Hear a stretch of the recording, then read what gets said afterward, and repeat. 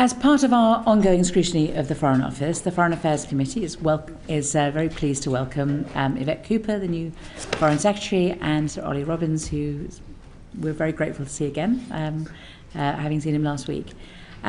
We have a lot of questions, as you can imagine, Foreign Secretary, and we are going to try and be disciplined, and we want to be able to get all the way through to Sri Lanka, which is the last question.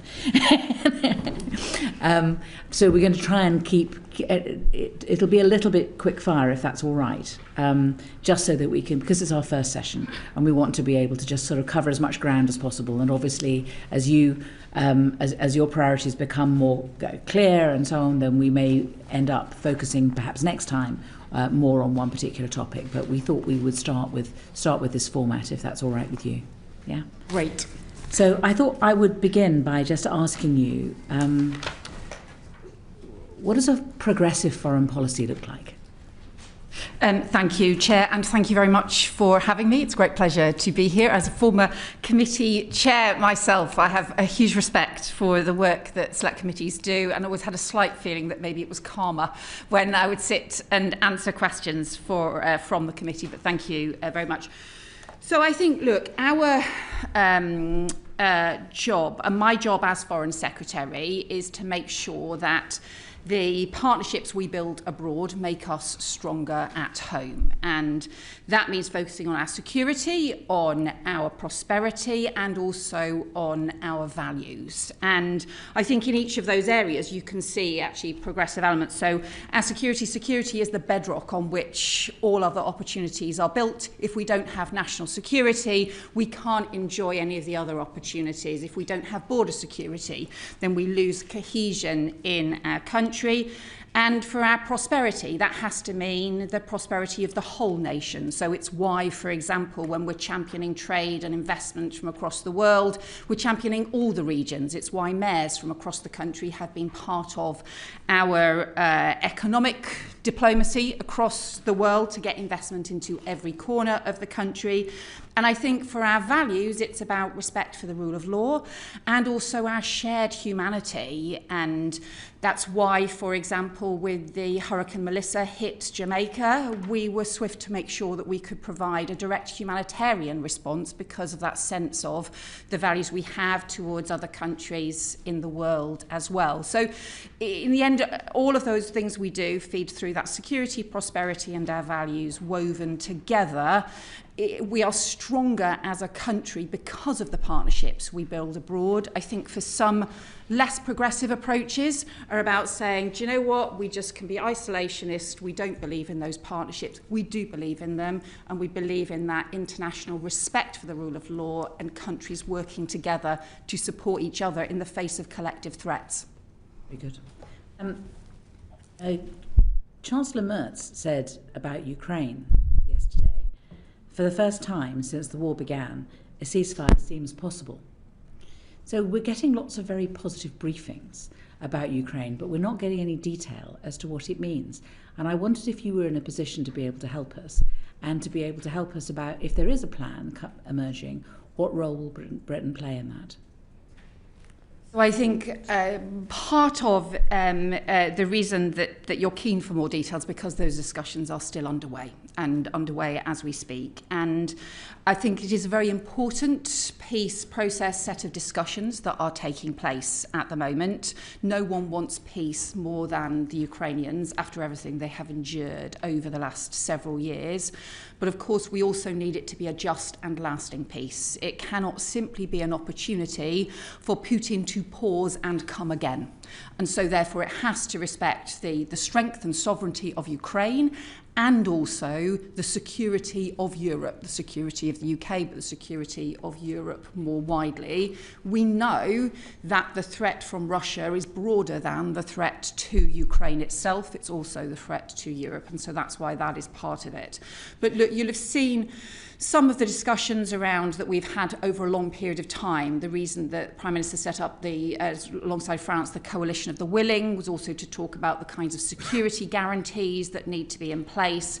We talked about some of the financial issues, the Russian sovereign assets and those issues as well. Of course, there are a lot of details, but ultimately, this also has to be about Ukraine's sovereignty, and what matters for Ukraine has to ultimately be decided by Ukraine. We have been reading that progress seems to have been made on security guarantees. And it was for that reason I was asking, given that that seems to be what's being briefed, if there are to be security guarantees, if it does look like it's getting more concrete, what role are we playing? So we are obviously the leading part of the coalition of the willing. And that has involved discussion between the effectively defence ministries and armed services across different nations that are all ready to be part of the coalition of the willing. So the UK is clearly a central part of that. And we've had discussions across other European nations. And we've also been discussing with the US what role they would play in terms of backing up, providing that backup for the coalition of the willing and providing those security guarantees. I totally understand why you are asking these questions and pressing on them, but you will also understand while these discussions are still underway, I think it would be premature for me to try and go into further detail when there are still discussions happening. It's difficult though, because certain things get briefed. Of course. You know, Article 5 and that this is an offer from the United States that might be withdrawn if it isn't agreed to. So these tantalising things are put into the newspapers. But as the Foreign Affairs Committee, when we're trying to hold the Foreign Office to account, we're told we can't be told even that. I understand, and this is obviously at the point at which there are details to be published, there will of course be many opportunities to raise questions as well. But bear in mind, there's another obviously crucial thing in this, which is there's a huge amount of work that's been going on, obviously involving the US, Ukraine, also backed by European countries, about securing peace. But what we also see is, I think there are two presidents who are pursuing peace, which is President Zelensky and President Trump, but President Putin so far has just sought to escalate war and escalate conflict. And so, look, what we actually need is Russia could end this war at a stroke if they simply stopped the conflict and they stopped pursuing their invasion of Ukraine.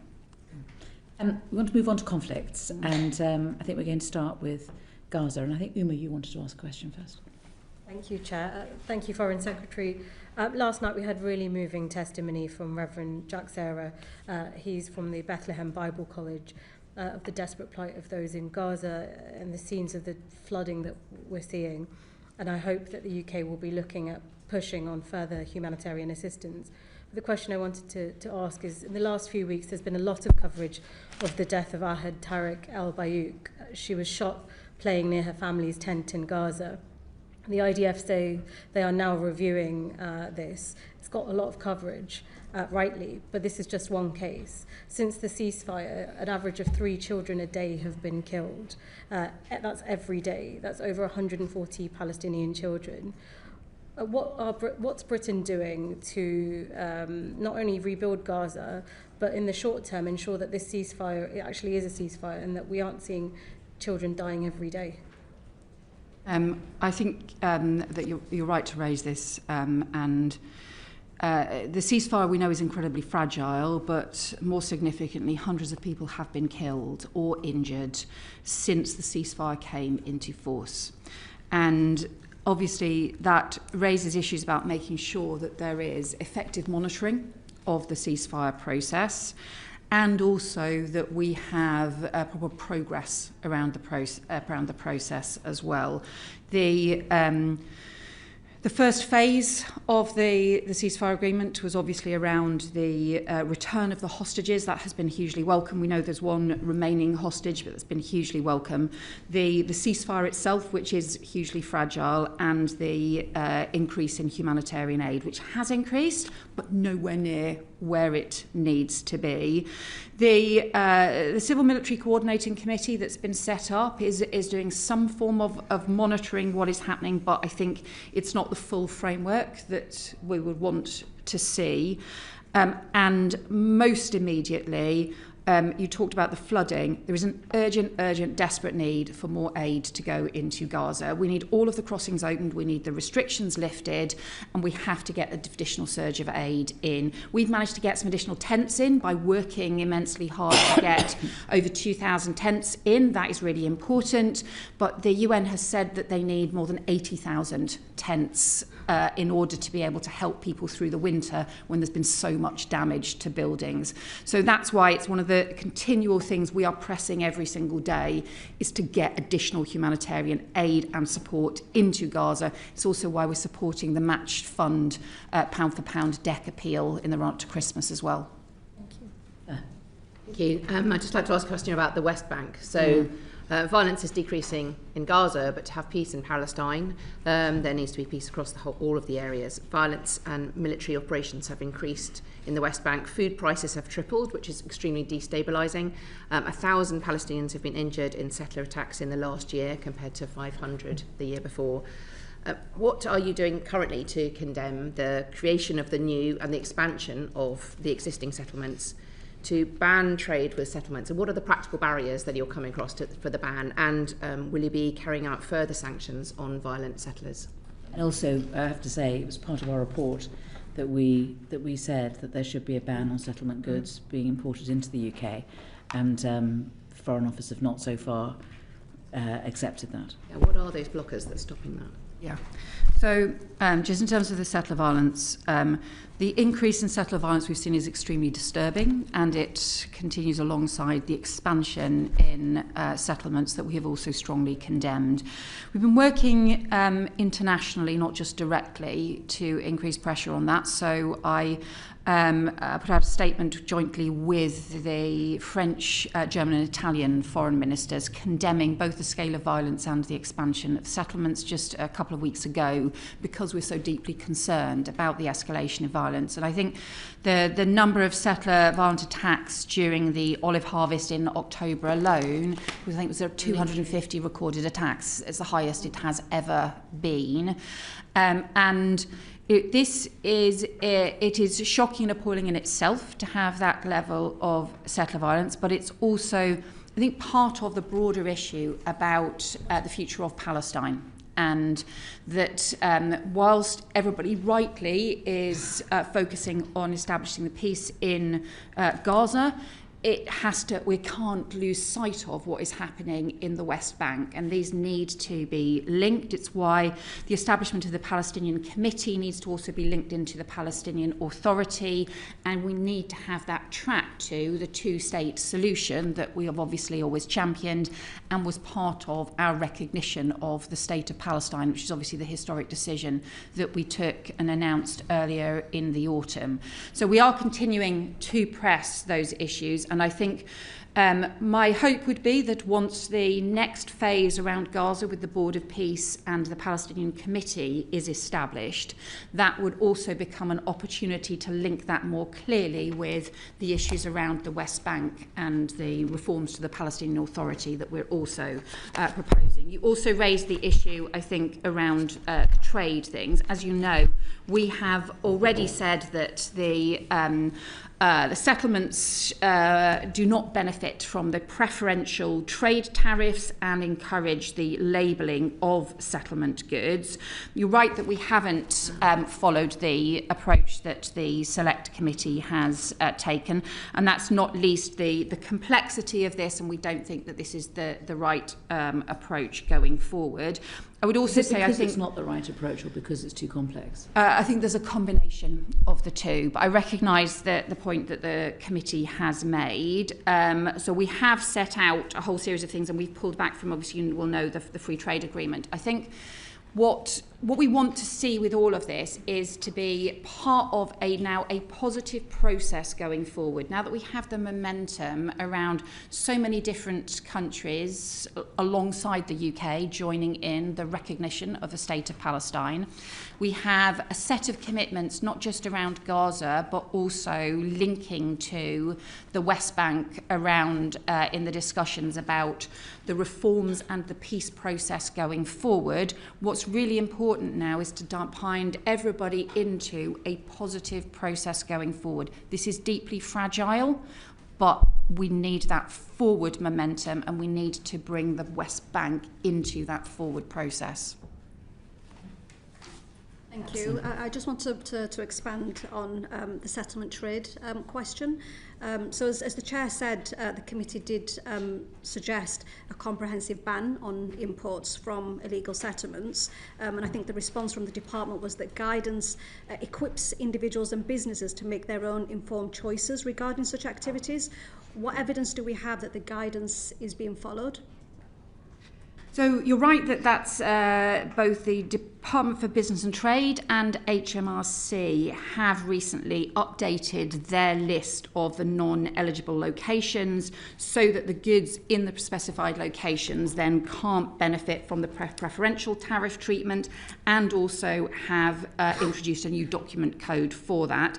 If there are any doubts about goods that have been declared as being of Israeli origin, then HMRC can undertake checks, and I'm advised will undertake checks to verify the origin of those goods to ensure fiscal compliance. I am happy to write to the committee with further detail if you would like, in terms of the work that the HMRC does on that. Thank you, Foreign Secretary. Just a follow-on from that point. Are there any interventions that are taking place to prevent UK-based business or charities from actually investing in settlements? So companies that are here or charities that are in the UK in investing in expansion of settlements in the West Bank? Well, clearly we see those as illegal settlements as well. So it is important that that is recognised. Should not be investing in settlements. So obviously some of these issues are DBT issues as well. So I'm very happy to provide you with further written information on that. Okay.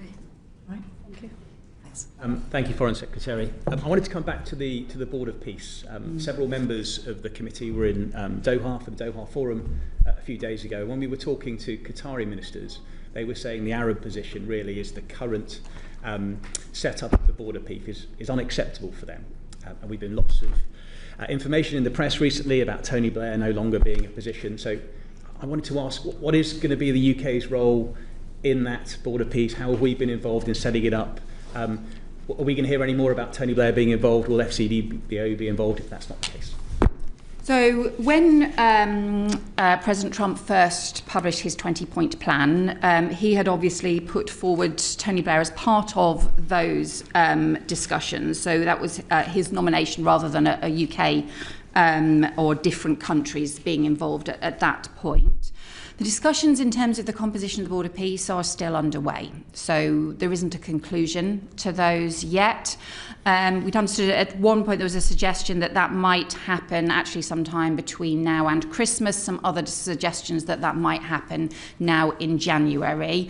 I would say my personal view is that we need to move forward as rapidly as possible, but the Board of Peace should happen alongside the Palestinian Committee, because it's crucial that the Palestinian Committee is able to actually run things in the practicalities of services in Gaza. It's this principle that Palestine should be run by Palestinians. That is hugely important. What the Board of Peace does then is provide the overseeing of the peace process more widely. So we, I think those details, we still wait for those to be finalised, and also which countries will be involved in the Board of Peace as well. There's obviously further crucial things that need to be taken forward around the ISF, the decommissioning. But again, I would say, I think underpinning all of this has to be the huge expansion of humanitarian aid, and we can get on with that right now. Absolutely. And going back to the ISF, which you mentioned, UK has sent some personnel, I think, to work alongside the Israelis and the Americans at the Civil Military Coordination Centre.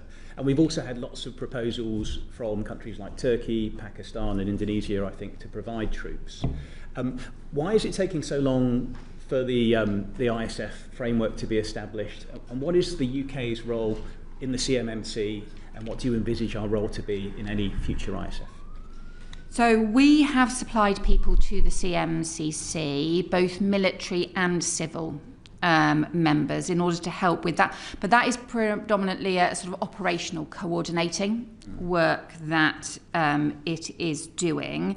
I think the ISF is a very different role, and we would not expect and don't intend for UK troops to be part of the ISF, although we of course always stand ready to provide planning support or training support or those kinds of issues as well.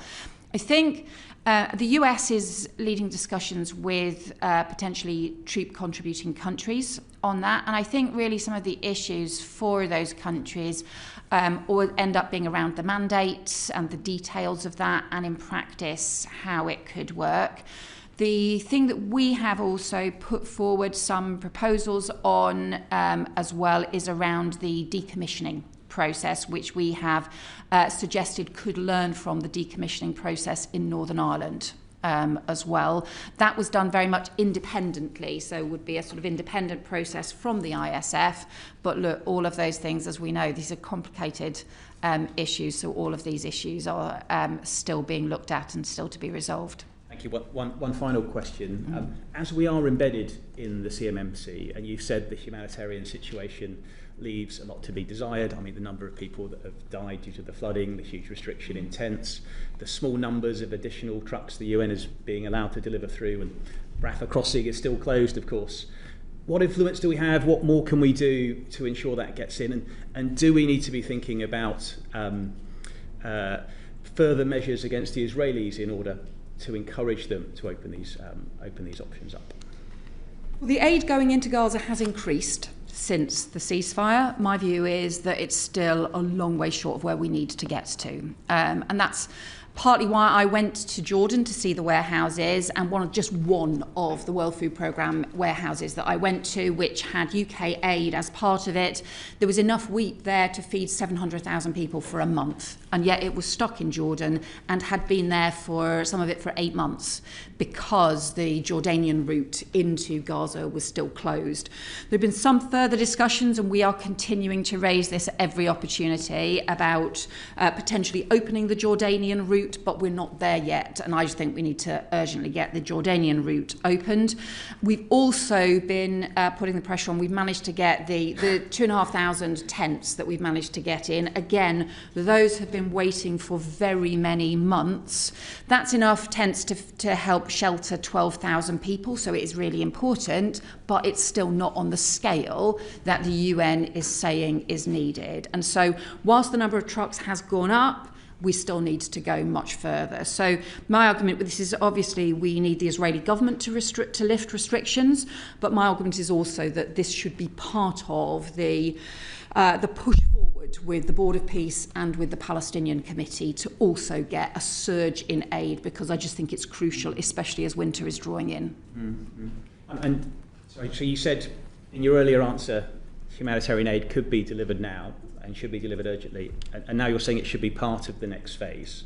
Right, I think at every stage, everything should happen now. Yeah. So we're calling for it to happen now, but also in addition, as part of the establishment of the Board of Peace and the Palestinian Committee, that is a further opportunity to further increase and have new arrangements in place to make sure we can get aid as rapidly as possible to those who need it. Can I ask you though, because many of the charities have been in touch with us about this, and that is about, so obviously the Israelis are not going to allow UNRWA to play a role in delivering aid to Gaza. Much of our aid goes through the UN, but there's also aid from that we use that will be implemented through grants that we give to charities, and obviously a lot of British people are giving to those charities, but they can't play a role in Gaza at the moment because of the registration problems. Because Israel is insisting that there is this registration process. I understand that Save the Children has been rejected by the Israelis. There are a number of charities that are British charities. And if we have a leading role within, as I understand it, CMCC, when it comes to the delivery of aid, and we can't even get British doctors into Gaza, what are we going to do about it? I have raised this exact issue about the registration of charities directly with the Israeli Foreign Minister, and we have raised it continually with the Israeli government and also through the CMCC and with all those involved in the process. We will continue to raise this. There are a lot of very good, very well experienced charities who need to be able to operate, and we're just preventing very practical improvements, practical delivery that could take place now by the continuation of these restrictions. So the UK government's strong view, my personal strong view, is that these restrictions on charities need to be lifted. We need to get them in. Yes, thank you. Thanks, Foreign Secretary. I just wanted to ask you a further question just to get a bit of a better understanding about our role in the CMCC. You mentioned that we have civil and military personnel out there. Could you provide a bit more detail about how many individuals we have out there and what kind of briefings and how regularly you're getting briefings from them about the work that's going on? So we currently have 15 people in there. Those are predominantly military staff, but some are civil as well. But it does vary because people go maybe for short periods of time and the rotations and so on. So current, as of today, I think there are 15 people there. I think the role, this is it's a transition role, is the reality, I think, of the CMCC as the planning takes place for the Palestinian Committee and for the Board of Peace. So some of what it has been doing is duly some of the practical issues around some of the planning for the humanitarian aid, some of the planning for the next steps on the ISF and Palestinian police and so on. But I think the reality is that the CMCC is not going to be what delivers the next stage in the 20-point peace process. It's a transition. Just because I understand that, I mean, they suggest that something like 24,000 trucks of aid and goods have gone into Gaza since, and I think they said that at the end of last month. Obviously, you've expressed that more aid has got through, but concerns we all want to see lots more aid getting through into the people who need it. Just trying to understand, given that we've got approximately 15 personnel there, are you getting regular briefings from them, or are you planning perhaps to visit the CMCC yourself, given its important role in this interim transitional phase? So yes, we do get regular briefings. Some of the issues around the truck monitoring, the target was part of it was, I think, 250 UN-related trucks a day. That is sometimes being hit, but not being consistently hit.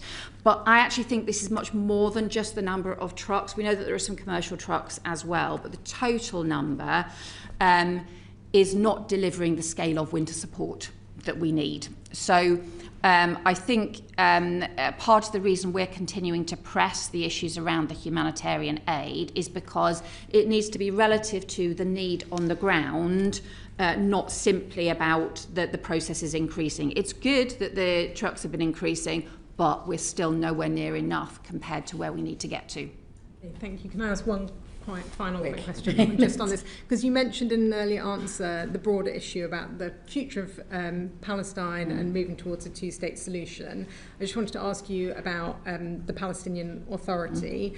I understand that the government provides funding to them. I just wondered whether you could provide a bit of detail about how much funding we've provided since July of last year and what the plans are for next year. And if there's any work that you're doing to ensure that the reforms that we need to see around education, as you know, many of the textbooks contain anti-Semitic content, and making sure that all forms of pay to slay and the new guises that they're being paid under are stopped. Yeah. That's a quick question. Yeah, well, but an important one. It is an important one.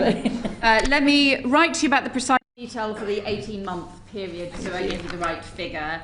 There are some specific reforms, including around the education textbooks, including around welfare reforms and so on, that we are absolutely just monitoring the details because, and I've spoken directly to President Abbas about those and the commitments the Palestinian Authority have made to drive those reforms through. Those are crucial.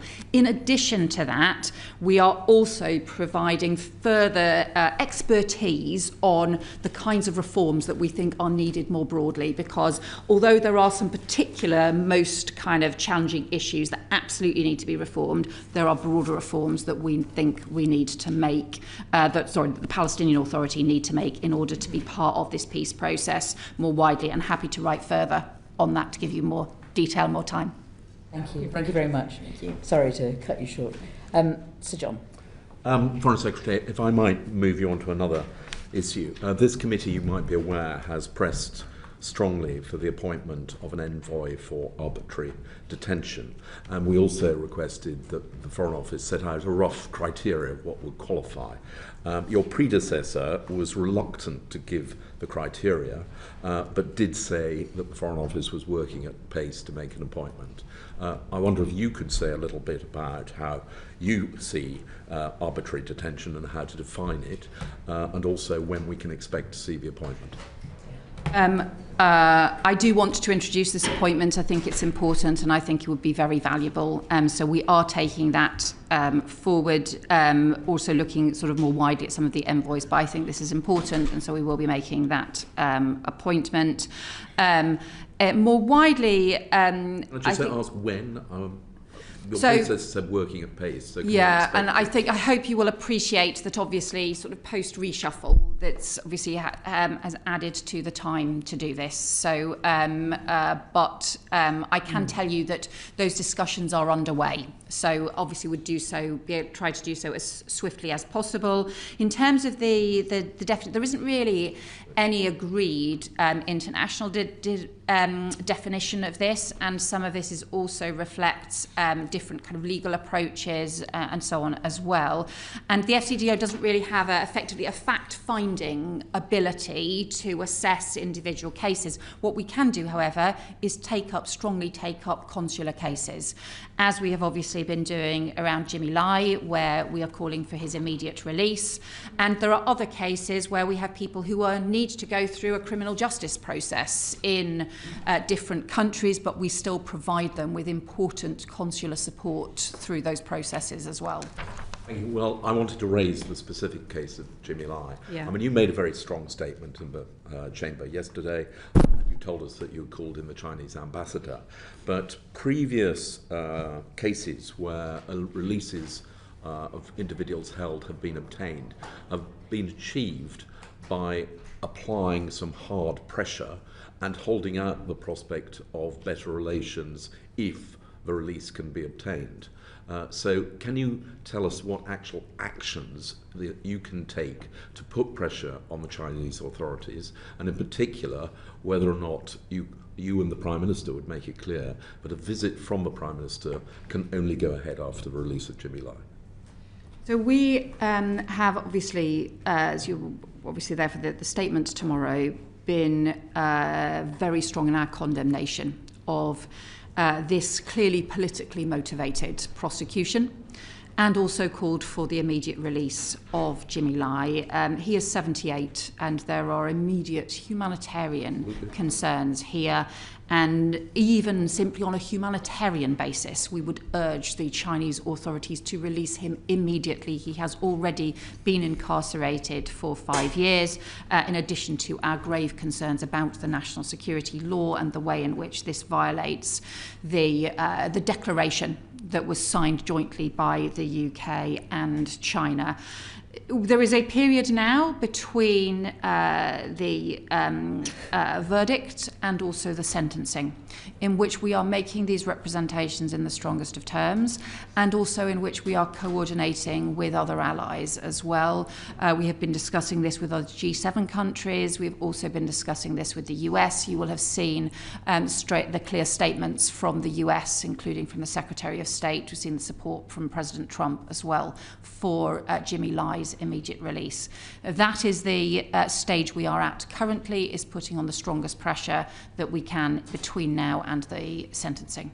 Surely the strongest pressure we could put on would be to make clear that a visit by the UK Prime Minister cannot happen whilst a UK citizen is incarcerated in a Hong Kong jail. Well, I think, as I've made clear, our focus right now is to get the humanitarian release of Jimmy Lai, and I hope that would be everybody's agreed objective, and it's why we are seeking to have as many other countries as possible. The EU also put out a strong statement yesterday calling for the immediate release of Jimmy Lai, and we seek to get as many other countries joining us as possible in putting that pressure on. Okay. We move on to Sudan. I mean, given the UK's historic role and its connections with Sudan, is it in a position to be able to be an honest broker in the terrible situation that there is there?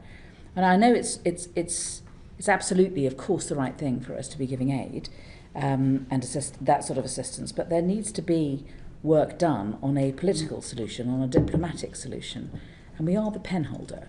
So what efforts are we making, and is it even possible for us to be able to find a political solution to Sudan? Yeah. I've substantially increased the Foreign Office work on Sudan. I'm deeply worried about Sudan. This is already the worst humanitarian crisis of the 21st century. And I'm really worried that there will be further atrocities. And we have obviously seen the horrendous scenes from El Fasher, and the fact that having met some of the Sudanese community volunteers, those who work in the emergency response rooms, including a woman who runs some of the services providing support for women victims of sexual violence, the way in which rape is being used as a weapon of war, the mass executions, is absolutely horrendous what is happening there. I think there's also wider, as well as the humanitarian crisis, the risk of famine to millions of people. There are also wider security risks here of failed state, of extremists being able to exploit the instability, and of course migration risks, the huge number of refugees who are currently in Chad or in Egypt or other countries as well. So yes, I think the UK can play a role here. You will know that there's a Quad established which involves the US, the UAE, the Saudis and Egyptians. And I have been in touch, I am in continual touch with all 4 Quad members. Speaking to foreign ministers, I spoke to Marco Rubio about Sudan last week. I also spoke to the US Special Envoy, and I have spoken to foreign ministers in the last few weeks continually of the other 3 member countries. So I think our role is partly about maintaining the pressure around the need to keep up the momentum, the work that the Quad has committed to, but also being able to try and facilitate and support some of the more detailed work about what does it take to get to a humanitarian truce, and then also, if you can get to a humanitarian truce, what is then the political process that needs to follow from that. In terms of our role as pen holder, we stand ready to put forward further UN resolutions as and when we can. You'll realise we obviously took a resolution to the Human Rights Council as well, which was strongly supported comprehensively from across the globe as well. So the lead doesn't come from us as pen holders at the UN. The lead comes from the Quad, and we stand ready to give assistance. I think the Quad, the US obviously does have substantial ability to put pressure on. The countries, the Saudi, Egypt and UAE also have extensive influence as well and engagement in this. Our role, I think, is to continue to work with all of them and also to keep pressure on through the UN as well. So the crisis that's happening in Sudan is so complicated and is at risk of getting worse, and the fracturing and fragmenting of the different sides and the willingness to pursue atrocities as well is this requires, I think, the kind of broad international engagement. What I have called for is that we should have the same level of international engagement and energy around Sudan as we had around Gaza.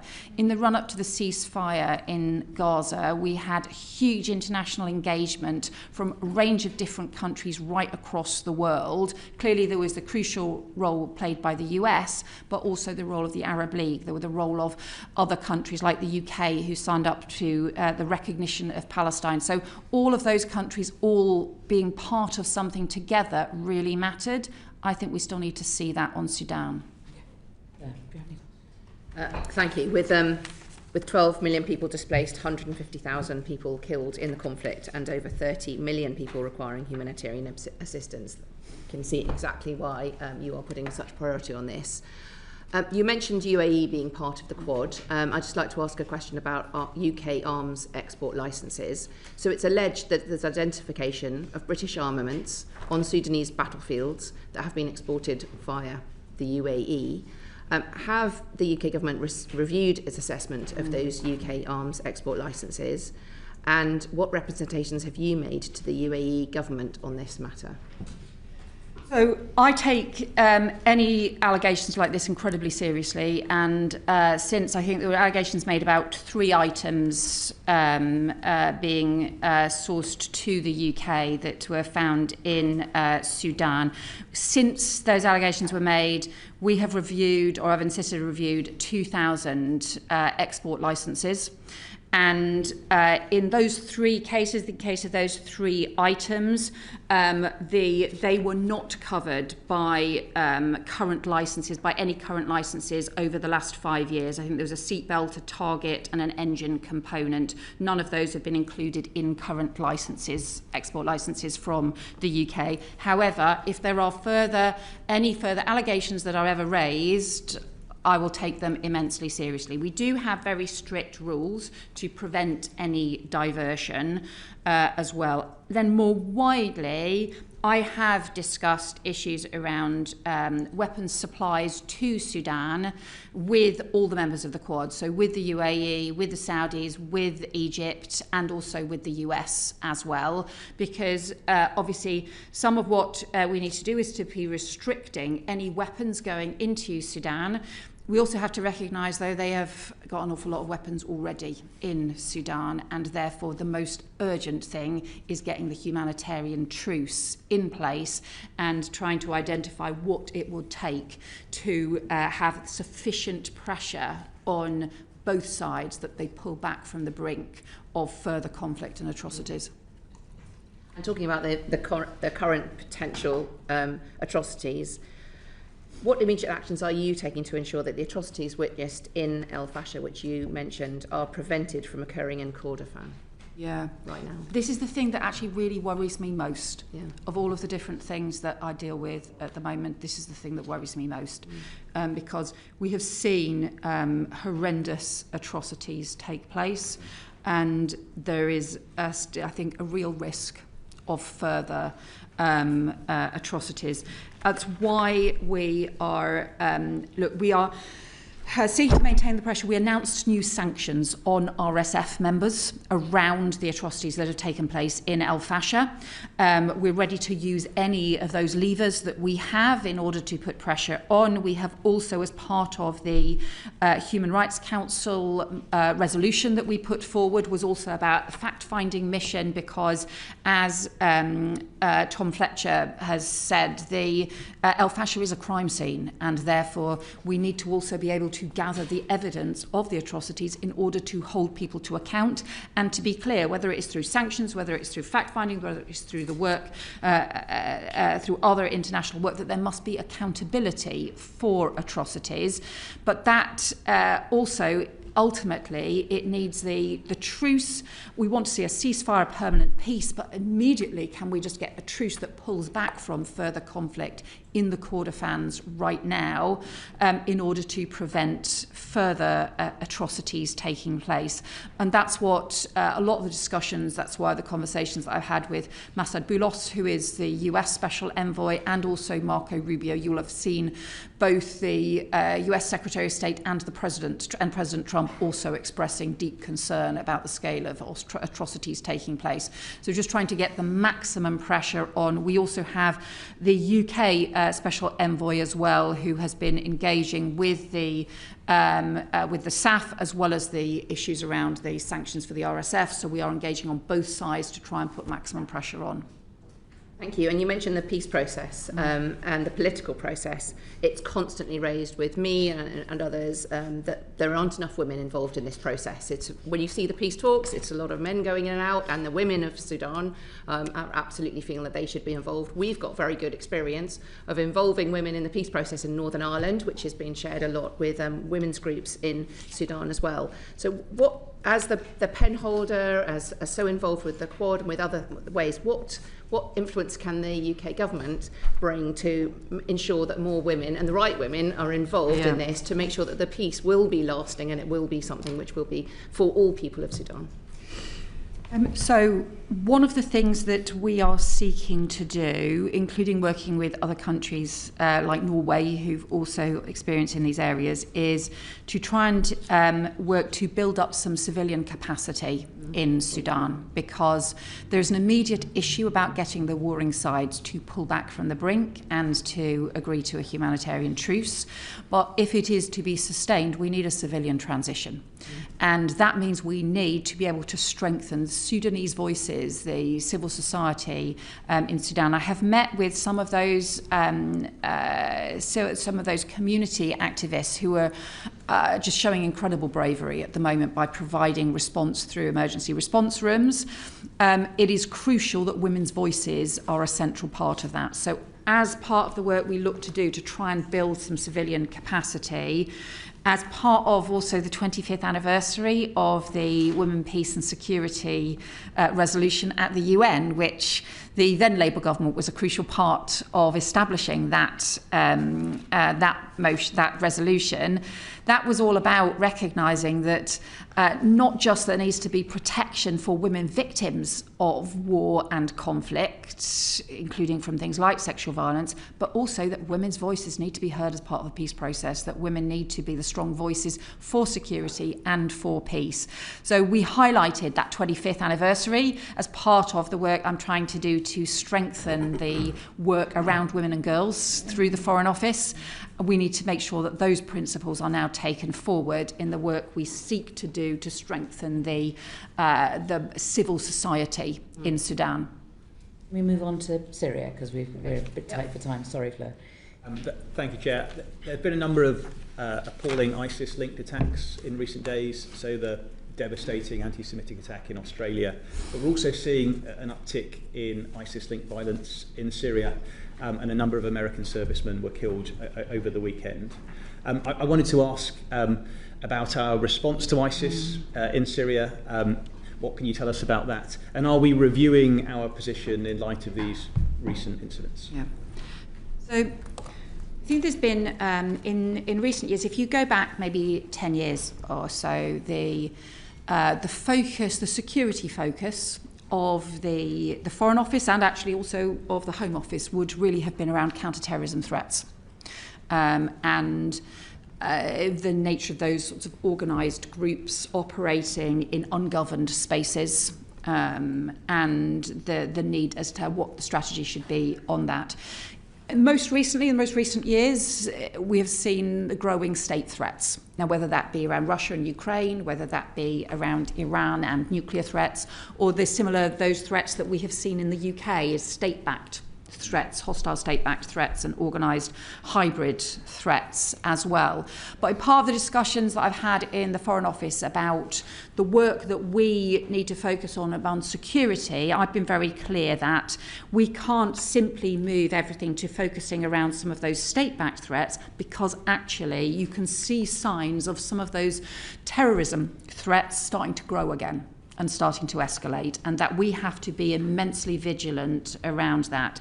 In terms of Syria, we, I think, want to continue our engagement with the Syrian government. This is an opportunity with the Syrian government to help them deliver a more stable, free, prosperous future for Syrians, but also to help establish effectively a governed space that is safer and that allows us to work together to tackle those organised extremist threats. You'd have seen the commitments that the Syrian government made when in the US on joining the international coalition against Islamist extremism, and we are continuing to work with the Syrian government on that. I welcomed the Syrian Foreign Minister Al-Shabani to the UK in November as well. So it's something that you would expect me to be very alive to, having come from the Home Office to the Foreign Office, but it's certainly something that we will continue to focus on, not just in Syria, but more broadly. Brilliant. Thank you, Foreign Secretary. And I'm glad you mentioned working with the Syrian government on normalising the situation there and building a more inclusive and representative country. One final question on this issue. If you could say a bit more about our work on those issues around governance and supporting the Syrian government, and also when might we see a UK embassy be reopening in Syria to support that wider effort? So we want to continue to keep increasing our engagement with Syria. We are continuing to offer them support on the political transition. Rightly, you talked about this needs to be inclusive, and they need to ensure that as the sort of democracy and the governance develops, that it can be the government can be fully inclusive and also protect human rights and deal with sectarian violence as well within Syria, and we continue to engage with them on that. We are exploring options for a more permanent UK government presence. We are continuing to visit, we're already regular visitors to Damascus, but that is something that is under consideration. Thank you. Let's move to the States. Edward. Thank you, Chair. Foreign Secretary, I wanted to ask about the US National Security Strategy document that was published earlier this month.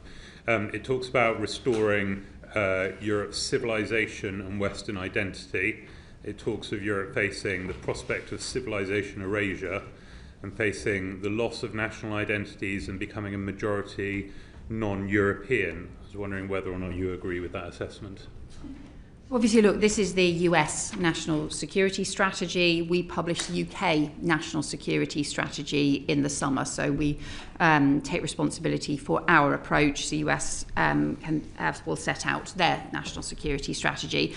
There are areas in their strategy where obviously we have that, and also actually more widely, not just simply about their strategy, but in the approach that they take, that we clearly have shared vision, for example, and areas where we respect their different priorities, and also, of course, areas where it wouldn't surprise you that we would take a different view. And certainly on some of the points that you make, I think it wouldn't surprise you that we'd take a different view on the strength of European democracies, the strength of our freedoms, our support for communities, and our social cohesion as well. And I think if you want to talk about the centuries of civilization that we have to be proud of, our cultural industries are stronger than they have ever been. It's a more important part of our economy than it has ever been. We have strong and diverse communities who are proud to be British, who are an incredibly important part of the kind of country that we are,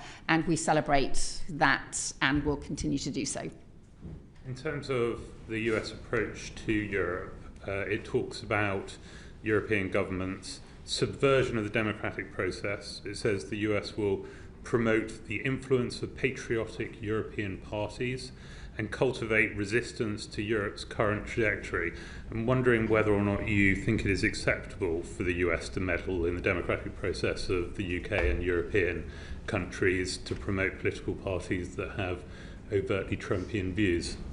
Well, I think, look, we have When we work with different long-standing allies, the US is a huge long-standing ally. We have very deep cooperation on intelligence, on security. They continue to be closest ally in a whole series of national security areas, and that continues. Of course, we have differences of view around all sorts of areas, and we respect their democracy. We obviously expect all democracies to be. We expect that they don't respect our democracy if they're willing to meddle in it. Well, we expect all democracies to be respected and all nations to be respected. And we, of course, can have robust differences of view about particular political issues and continue to be so.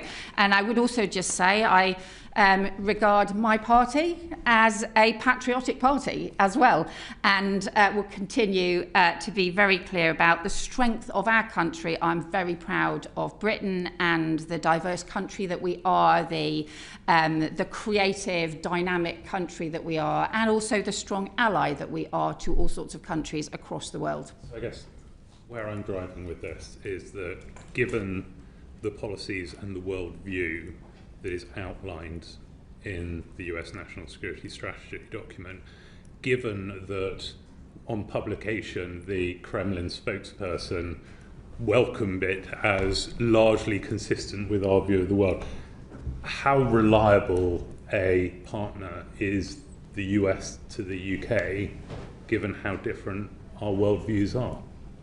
So I think working with the US in practice on a series of different issues. So the discussions that I've had, repeated discussions I've had with the US Secretary of State, repeated discussions that we've had, obviously the Prime Minister has many close discussions with President Trump, that we've had the state visit and so on. We've had a series of areas where we have strong shared interest in the economic and tech development, for example. That was part of the tech partnership. We discussed, in fact, while I was in Washington, the continued strong support from the US for NATO, for example, but at the same time, recognising, and we agree with this, that European countries need to do more and contribute more to their defence. We strongly agree with that. And also the work that we are doing both around Gaza and the peace process and around Sudan and the peace process as well. Of course, there are areas where we take a different view and where we will raise those with the US and discuss those, and I have done so as well. And that includes being very clear that I see strength in the way in which Europe is responding to Ukraine, for example. We need to do that alongside our allies. This peace process with the US is hugely important. But I think that the work that European countries have been doing in order to respond to that Russia threat is immensely important. Well, I agree with you on the need for Europe to spend more and do more on defence. I'm just wondering, when you're talking to the US about NATO, given the national security strategy, so it says that the US stands ready to help potentially through more favourable treatment on commercial matters, technology sharing and defence procurement. That doesn't really extend to the full gambit of NATO responsibilities. So in a Trumpian presidency, how confident are you in the US fulfilling its Article 5 obligations?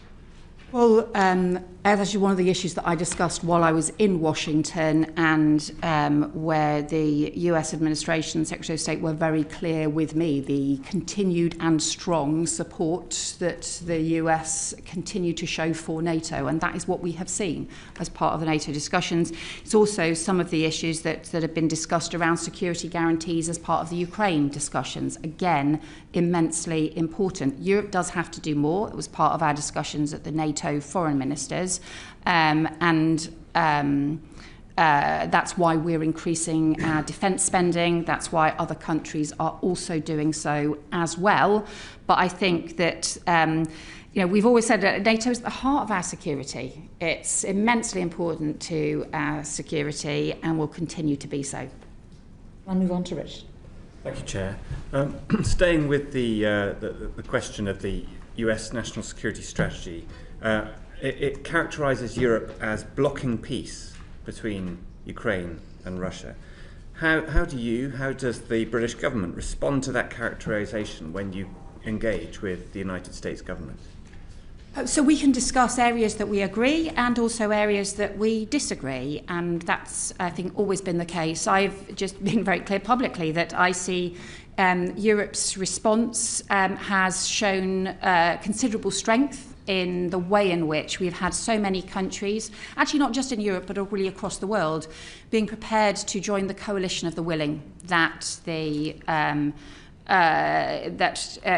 Prime Minister and the French President established and co-chair. That has been really important. I think the continued investment to support Ukraine, to support Ukraine's defences and also to support Ukraine's energy infrastructure that's taking place at the moment, and our continued commitment, the fact that so many European countries are increasing defence spending now in response to the real threat that we face from Russia. And I think you have heard some of the things that the head of MI6 said yesterday. I would really just reiterate this. The threat from Russia is not simply about the threat to Ukraine. The threat from Russia to the stability and security of Europe is very real. We should be very clear-eyed about that, whether it's the nature of hybrid threats, whether it's the kinds of military intervention we've obviously seen in terms of the threat to Ukraine, whether it's other kinds of deliberate cyber disinformation threats and so on, or threats to undersea cables, the broad range of threats that are posed by Russia that we need to take immensely seriously. And I think Europe is strongly pulling together in response to those threats. Foreign Secretary will be glad to hear that in the new year we will give you a new report on disinformation that we're in the process of putting together.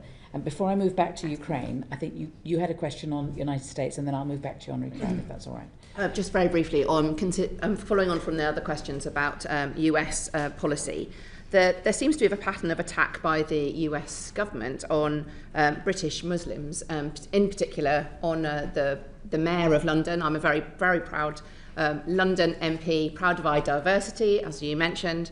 What would you say and comment about those attacks on our Mayor and the false information given about our fantastic capital city? Yeah, I think Sadiq Khan is doing a brilliant job as London Mayor. You can see he's delivering for Londoners, and we see the strong support of, in many surveys, London being rated as the best capital city to live in anywhere in the world. So I think we see the rich economy, the strength of our communities across London, and I strongly support the work the Mayor is doing. Well, we've got 3 London MPs on the panel here, and we agree with that. Richard. Foreign Secretary, you spoke a moment ago about security guarantees for Ukraine. We've heard overnight some quite positive words said about US security guarantees, described variously as Article 5-like, very strong guarantees, platinum standard. Chancellor Merz said US security guarantees are remarkable. Please, could you describe how these security guarantees might operate and what the UK contribution might be to them? So I'm going to just, I think, recognise that some of these discussions are still ongoing. We believe that significant progress has been made on security guarantees, but because those discussions are not yet concluded, I don't want to preempt the conclusion of those discussions. The whole point about having the security guarantees is obviously to ensure that Putin cannot just pause and come again, that it doesn't just become a pause for him simply to rearm, to strengthen his military resources and then launch further attacks, whether it be on Ukraine or on anybody else. And that's why the security guarantees are so important. There has to be some deterrence in this process against Russian aggression. So those are the issues that we are looking at. That's why we've all talked about a just and lasting peace. But I think, unfortunately, apologies to you and to the committee, it would be premature for me to talk about the detail of that at this stage. It would go further than the mere reassurance force that has been discussed up to now. I think, look, we have to all be able to have that confidence. Ukraine has to have the confidence that that any agreement doesn't simply mean that Putin then goes further again 12 months later or 6 months later. But those are also about guarantees for other countries concerned about security and stability across Europe as well. The only other thing I would then just reiterate, and the point that I made at the beginning, is that ultimately, we have huge amount of work underway between Ukraine and the US and supported by European countries. Frankly, I do not yet see commitment from Russia to sign up to peace, and they could do so at any point. They could sign up to a peace process, and actually that is where we need the pressure. That's one of the reasons why we're continuing with the pressure around sanctions on Russia, the economic pressure, and also pursuing the issues around Russian sovereign assets as well. What's about SAFE? I wasn't planning to. Right, okay. I'm curious then to know about the UK-EU cooperation around arms, and specifically the shortcomings around SAFE that we've seen in recent weeks. Might we see any further re-engagement between the UK and the European Commission on SAFE talks in the new year? Look, the timescale and the cost made this not value for money. We were always very clear we needed a value for money, but as you know, we continue with strong defence partnerships anyway. There's a whole series of different ways, including third country terms that we can be part of, all of those programmes, and we continue to have direct defence agreements and partnerships with a number of different countries. We've seen the new agreements, obviously, with Norway and other countries as well. But we're not currently proposing to reopen the discussions around SAFE. Isn't it disgraceful that the Canadians can get access to SAFE on the basis of paying in £10 million and euros, and we have to pay $6 billion? I mean, what is going on? You know, we play a leading role in the defence of Europe, and why are we not allowed into SAFE? Well, as I think we've made clear, we're only prepared to be part of arrangements that work as value for money. And I think that has to be a guiding principle for us. But we have a lot of different defence partnerships, whether it be around frigates, whether it be around GCAP, whether it be around different forms of not just defence cooperation, but defence procurement with other European countries, that we will continue to do so. The work that we did, we've seen the Carrier Strike Group on its return from the Indo-Pacific as it came back through the Mediterranean. The partnership with Italy, the partnership with Norway, those partnerships are immensely important. They will continue to be so. We will continue to be part of a strong defence arrangements with other European countries. Okay. You want to go on to Russian sovereign assets, and Phil? Yes, Foreign Secretary, on the Russian sovereign assets, are you able to say what progress has been made in seizing those assets held both here in the UK and further afield? So the assets are frozen, and you will have seen there was a further vote in the EU Council, I think last week, to sustain the freezing of the Russian sovereign assets.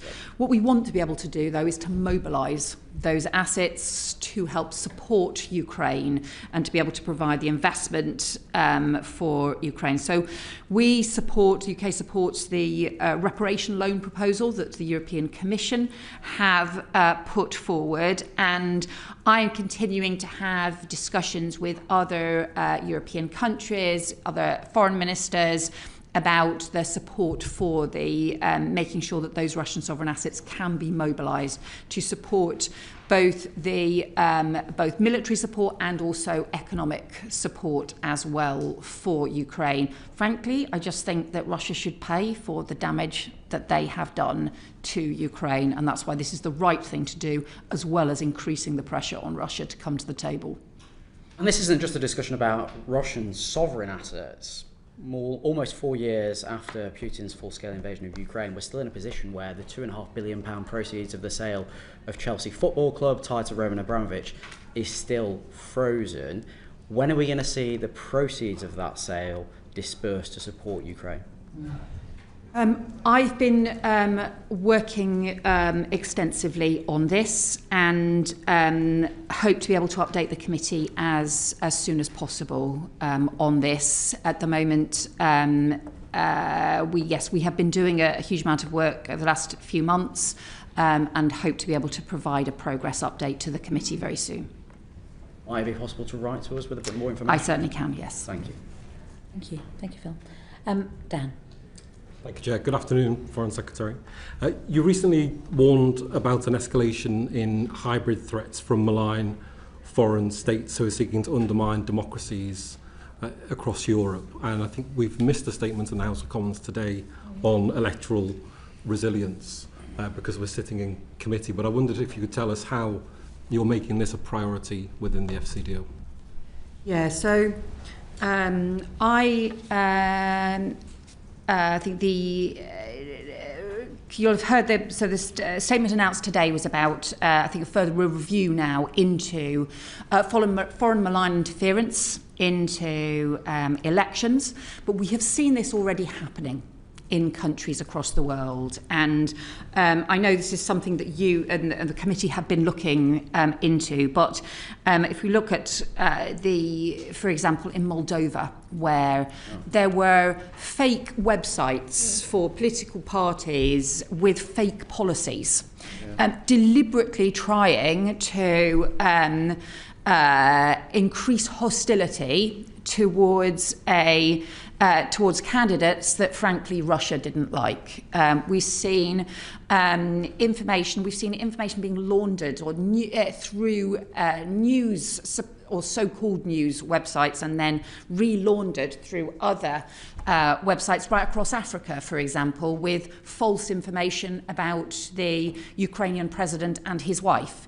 So we've seen deliberate things. This particularly we have seen these Russia-backed organisations driving this, and this is, look, there was, I think, disinformation started under the Soviets, I think, probably back in the 1920s.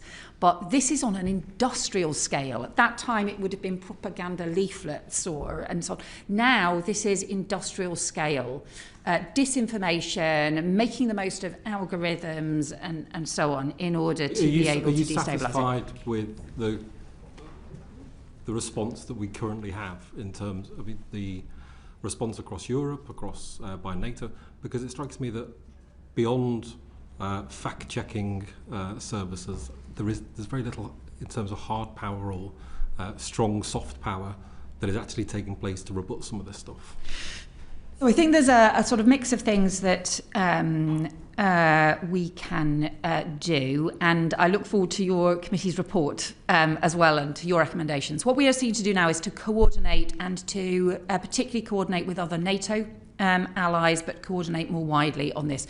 We've introduced now a whole series of sanctions. I think we have sanctioned, I will correct this in writing if I've got the wrong figure, but in my head we've sanctioned 38 different Russia-backed organisations in the last year for disinformation, malign, deliberately orchestrated industrial disinformation and false information. What impact those sanctions? So we have seen the impact of some of those as a result of those sanctions, them then also losing their platforms and being unable to operate. Now, of course, the challenge with this kind of thing is to then identify when they simply re-emerge somewhere else in the system. So increasing our coordinated monitoring, but also being able to shine the spotlight on them, because some of the way in which they seek to get their power is by hiding in the shadows. So the very fact of shining a coordinated spotlight on them is an important part of diffusing the power that they have, but also then the process of using sanctions, using those kinds of additional powers and things against them as well, and looking more broadly at how we see this as part of hybrid warfare, of hybrid threats, of hybrid some of the cyber threats and things as well. So that requires a coordinated approach, not just from any one country operating alone, but is why we've also coordinated with some of our sanctions, coordinating with the EU Commission, for example, on some of their sanctions as well. one final question from me. Returning to the issue of the EU and looking towards Europe for European security and Britain's leading role in that, and the fact that talks on SAFE broke down, shouldn't you be clearer in your condemnation of the Commission for its role in subverting what democratic leaders in Europe have stated as their aim, which is to work together on defence? Yeah, that's it. Well, I think on the issues around sanctions, we've had very strong coordinated work with the European Commission. Some of the work, for example, the Russian sovereign assets work, again, has been very close between us and the European Commission. There are other areas, obviously, where the strongest partnerships are directly with individual member states, whether that be through direct individual partnerships around defence procurement, or whether that be around groups, the fact that we've sometimes worked with the E4, the fact that we've sometimes worked with different groups of European countries as well. So I think it will be different on different things. Look, we don't agree with where the SAFE discussions got to, but we are part of a much bigger, broader defence cooperation, not just with our European allies, but also with NATO, and that remains important, especially at a time like this. Thank you. Okay. Afra, you want to talk about China? Thank you, Foreign Secretary. Your predecessor agreed to come before the committee and talk us through the China audit once it was published. However, since then, the committee has not received any update. And of course, your predecessor did make a brief statement in the House to explain why it would not be published, saying instead that small elements would be incorporated into the national security strategy. And we're told that much of the audit is classified. Would you agree that the British public needs to know the contents of the audit if it's to be able to work within the guidelines contained in it? So I think that there are some issues which are security related. Look, given that we have recognised some of the national security threats that China poses, you would not expect us to publish details around that. And I don't think any of the Five Eyes partners have published an overarching China strategy in that way for exactly that reason. I understand that we have offered the committee a private briefing on some of those China issues, and I would extend that offer again to be able to give you some direct further briefing that we may not be able to provide publicly on some of the issues around China. It's, the complexity of our engagement with China is that it both poses national security threats and also is our third largest trading partner. We have some of the specific historic issues around Hong Kong, as we've discussed earlier on in the session around Jimmy Lai and other issues around Hong Kong. But we also have the wider issues that might range from climate change cooperation or trading issues through to some of those really kind of economic security threats and issues as well. So some of the areas that I have been focusing on around China since I took up this brief as Foreign Secretary include strengthening some of the security approaches around some of the cyber threats approaches, pursuing further analysis on some of the wider economic security issues, just for example, things like the supply of critical minerals, for example, or looking at some of the wider issues in terms of our critical national infrastructure here in the UK as well. Thank you, that's really helpful, and we will definitely take you up on your offer of a private briefing, I'm sure. Just to note, though, that I was of the understanding that a number of UK allies and partners, including the Netherlands, Sweden, Switzerland, Finland and Germany, have all published explicit national China strategies. Yes, I think some European countries have, but not Five Eyes countries. And if you talked about just now the kind of wide remit of areas that our relationship with China touches on. What I'm trying to understand is if the majority of the audit is classified at a level beyond what most people working in the civil service could see, indeed so classified that up to this point even the committee hasn't been allowed to see it, how can we expect government departments to be able to implement it effectively, and work together across different departments to make sure that it's properly seen through? So I think... and I'm so sorry, before you answer that, I think I probably ought to just put for the record that Sir John and I are both Privy Councillors, and we could have a private briefing on this, and thank you for giving the offer again, but because we work as a team, it's quite difficult if some of us had information and the others didn't, and that's why you just referenced, that not even the committee can see the China audit, and although John and I might be able to get a sight of some of it, we're not able to see the whole of the China audit. Sorry to interrupt. And I think my point is not just that the committee can't see the audit, but actually probably most people working in the civil service, you can tell me if I'm wrong, don't have the security clearance necessary to see the audit, and therefore if there are things that need to be implemented and departments that need to be working together, just like to understand how you see that happening. So I think the audit was really a process to drive the approach that the government takes, and also fed into the national security strategy, which is public. It fed into a series of other approaches that are public, whether that be around our trading approaches, whether that be around our national security strategy, and so on. So it has fed into the broader public process.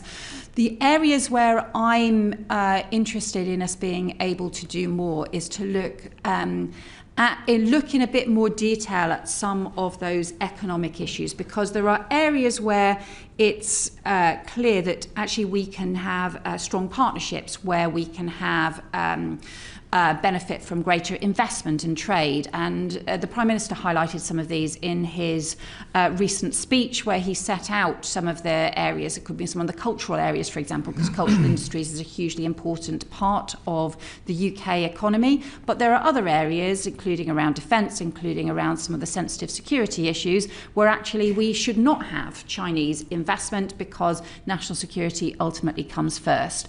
So I think us being able to do the further work around some of those areas, and also to look at some of the supply chains around the world, and some of us making sure that the approach, for example, to critical minerals and to our supply of critical minerals doesn't end up being restricted as a result of us failing to understand some of the decisions that China and some other countries are also taking across the world around critical mineral supply. Thank you. You'll be aware that the Intelligence and Security Committee yesterday published their annual report, which highlights the inadequacies of the government's approach towards China. And in particular, the report says that given the extent of the threat posed by China, and particularly that of its interference operations, they're concerned to see the government dragging its heels on whether to add China to the enhanced tier of FIRS, so the Foreign Influence Registration Scheme. Given that China poses the biggest threat to the UK through transnational repression, cyber attacks and malign activities, why are they not on the enhanced tier of FIRS alongside Russia and Iran? So each country is considered separately and differently, because countries obviously in very different circumstances and very different kinds of threats or challenges or opportunities in some cases as well. So it's right that each country should be considered separately. And I think the Security Minister, because obviously this is a Home Office lead issue, the Security Minister has been clear that we keep all of this under review and continuing to look at what the next steps are around FIRS as well. But alongside that, there are a series of other security tools that we have. There's obviously the sort of first tier of FIRS that applies more widely.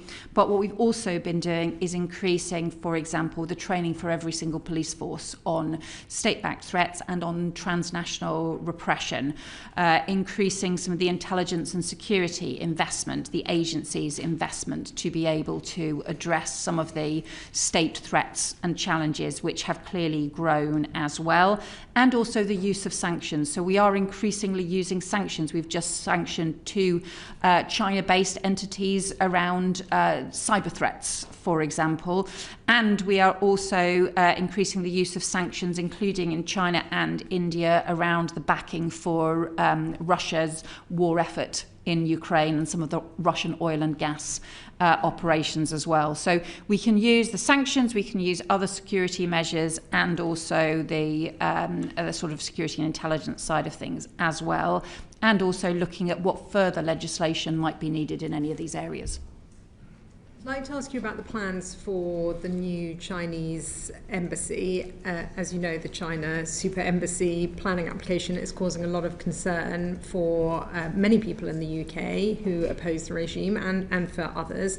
The current proposal will see the embassy built in a prime strategic location in central London, next to the Tower of London, on the site of the Royal Mint, becoming the People's Republic of China's largest embassy in Europe and built in close proximity to critical communication cables servicing the City of London's financial district. Are you concerned about what message this sends our international allies, particularly the United States, who are concerned about the security threats that China poses?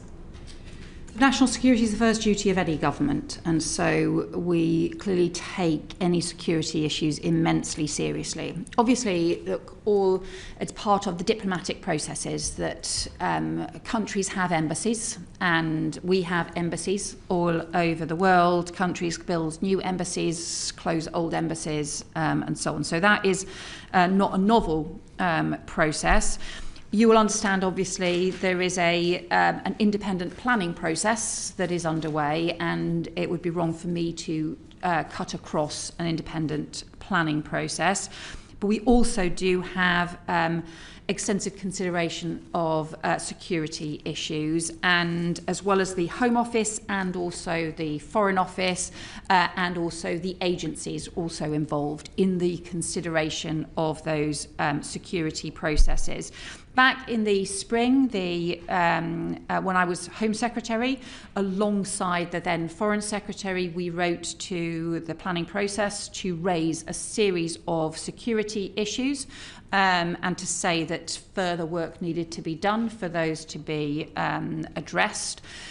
There has been considerable work, not just with the departments, but also with the agencies as well. And also, what you may have seen is also the agreement that the number of diplomatic accredited premises that China has, if planning permission is granted, subject to that being an independent process, then those number of those diplomatic premises would be reduced from 8 to 1. Which also has significance in the process as well. Thank you, and it's helpful to get that full answer, although I was particularly asking about the kind of message that it sends some of our international allies.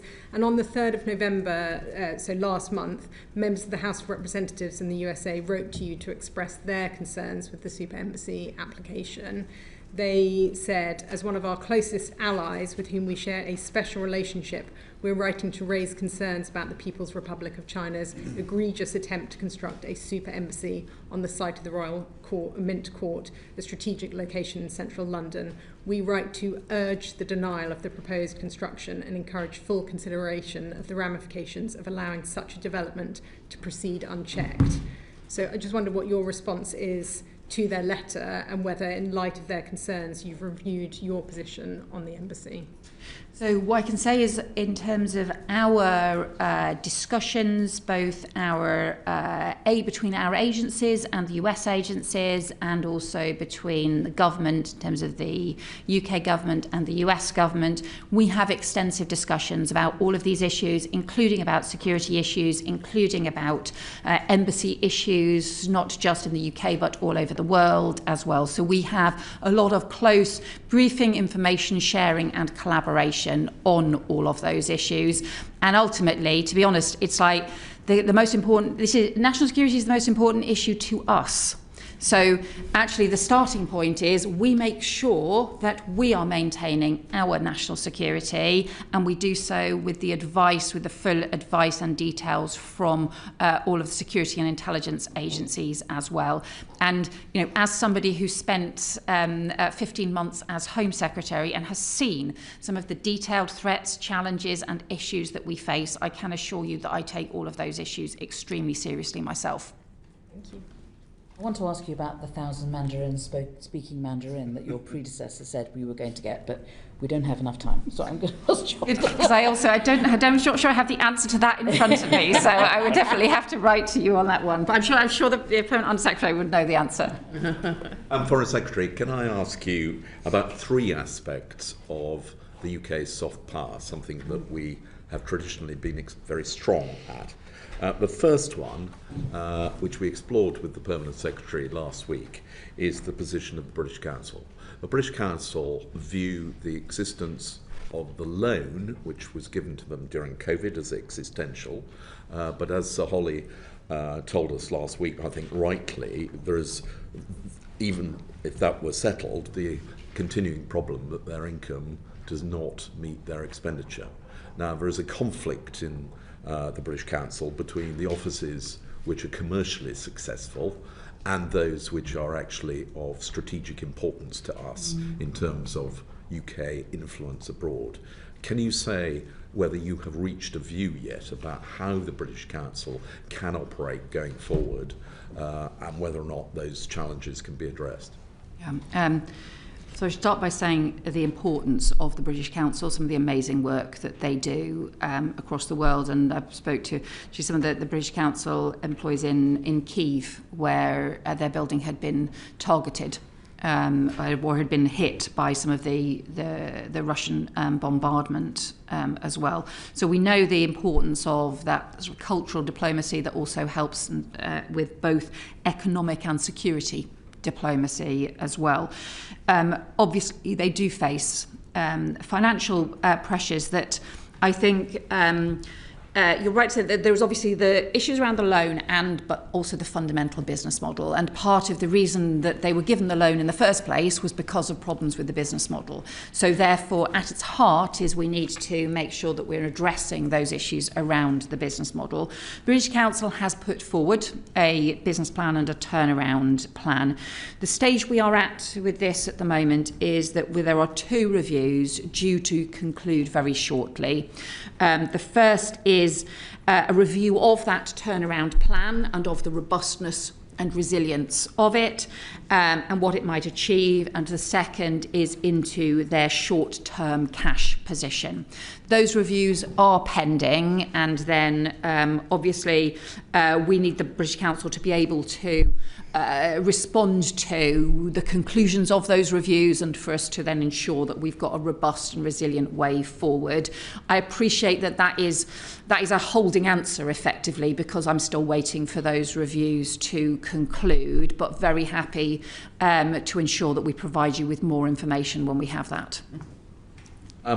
The British Council have indicated to us that 40 offices are under threat, including those in places like the Baltic states, which are of huge importance in terms of facing Russian disinformation and Russian influence. I mean, are you willing to see closures of the British Council offices of that scale?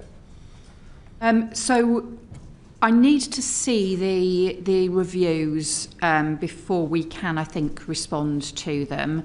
What's important is look, they have a hugely important role to play, but look, they, a lot of their income was based historically on the teaching of English. In some countries, that continues to be really strong. In many countries, the examinations, for example, the provision of exams for a British exam system is incredibly strong. But there are other countries where that demand has dropped, and they still have a commercial revenue of around £800 million and a further £160 million from the FCDO as well. So they still have a very substantial income each year, but we have to make sure that the costs that they have match to that, and that they have a business model that is sufficiently sustainable going forward, that they are not put at risk, and the important work that they do is not put at risk.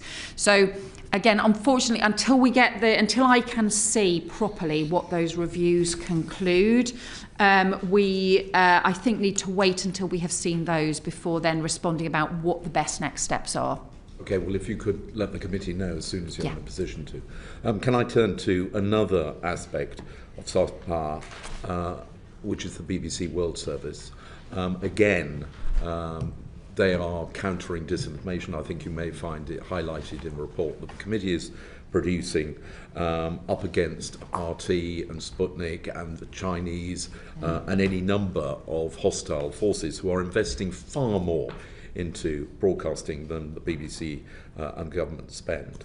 Are you able to give an assurance that the BBC World Service language services will be maintained and that we will not see any of those closing?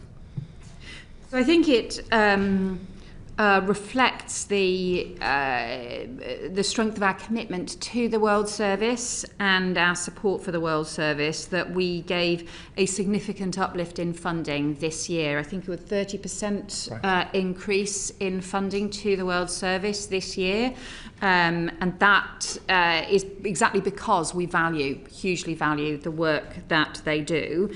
You'll obviously understand this comes at a time when we have real significant fiscal pressures, where we also have the response to global instability. We are seeking to increase defence spending, for example, at the same time as we have the reduction in overseas development aid spending. So the fact that we've been able to do that at a time of significant financial pressures, I think shows the importance of it to us.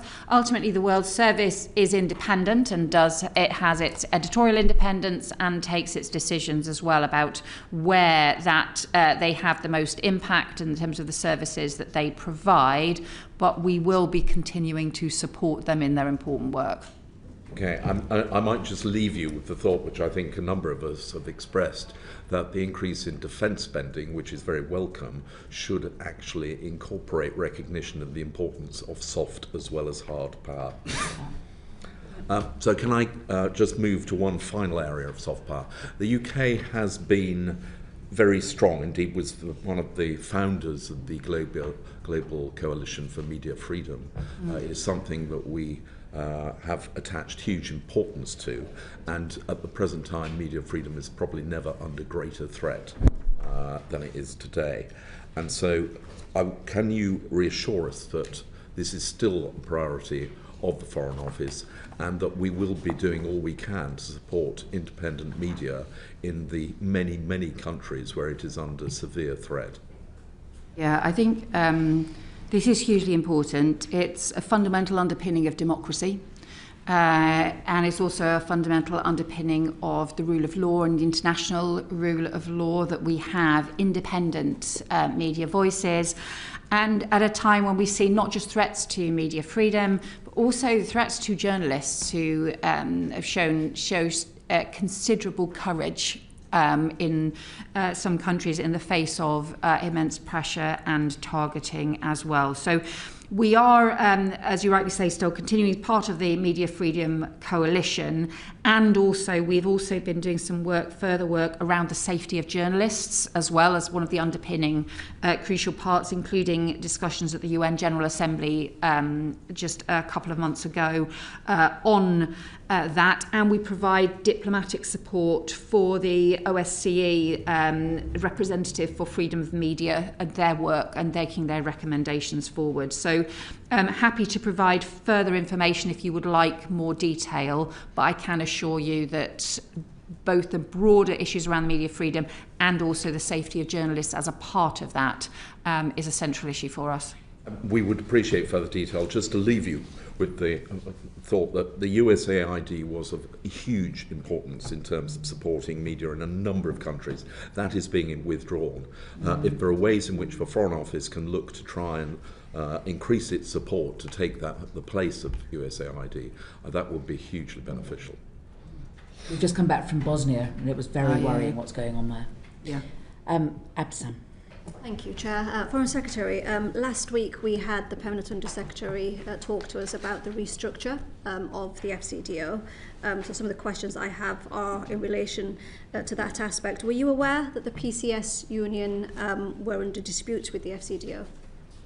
So I think there is a dispute resolution process that the FCDO has, and the PCS have requested a dispute resolution process.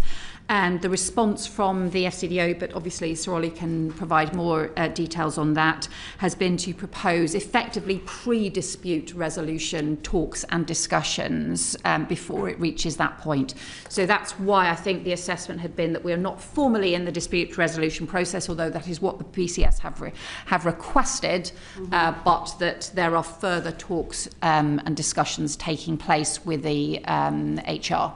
Does that mean that the process is going to be paused in line with the protocol? Because I think the protocol does require that discussions would pause any further restructure until the dispute is resolved. I'm going to hand to Sir Ollie for the details of this one. Thank you, Foreign Secretary. As I hope I explained to the committee last week, we're not currently engaged in a restructuring, formally speaking. In the Foreign Office, I was open with you about the plans we have to continue to try and reshape the headquarters in accordance with the... What's the difference between reshaping and restructuring? No, it's not. Restructuring is the formal HR way in which you achieve a reshaping. There's no difference. Reshaping is English and restructuring is HR. So we're not currently restructuring anybody. And what I tried to explain to the committee last week is that we will be... have received an at-risk notice, so presumably there has been some discussions in relation to restructuring, otherwise staff members would not have received those letters. Yes, Ms Mohammed, I tried to explain to the committee previously, we have undertaken 2 restructurings so far in 2025 at the 2 most senior tiers of the organisation at headquarters, but we are not currently engaged in a restructuring process. Okay. It sounds to me like there is some sort of restructure taking place there. I'm not sure if it's just semantics here. Is there a strategic overview in terms of deciding where staff are going to go? I'm not sure if this is for the Foreign Secretary. Are you looking at things on the whole rather than deciding bit by bit that certain staff members will lose their jobs without doing a full review? So the starting point from this is that over the last 10 years there had been a very substantial increase in the workforce compared to the combined workforce of the 2 departments, the Foreign Office and DFID, 10 years ago. And with the combined department now, the staffing increase, I think, is something like 25% increase in overall staff, and within which that is a 40% increase in staff in the UK. So that obviously is a very big change in the course of 10 years to have such a focus on UK staff. Alongside that, we have, I think, to recognise the very significant changing world around us and the way in which the Foreign Office needs to respond with agility and be able to pick up more thematic changes, be able to deal with not just area by area of the world, but also look more thematically at some of the things that the government needs to be able to achieve abroad.